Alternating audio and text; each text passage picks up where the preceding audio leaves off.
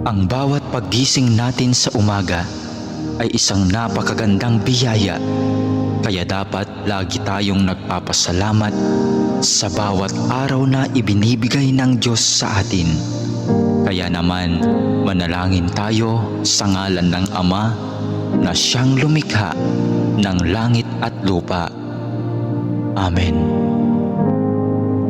Ama naming makapangyarihan sa lahat, maraming salamat po sapagkat ginising mo ako ngayong umaga. Isang bagong araw na naman ang aking haharapin. At dahil dito, lubos-lubos ang aking pasasalamat.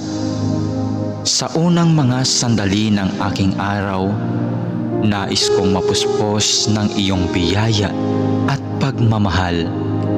Kaya narito ako upang makapiling ka sa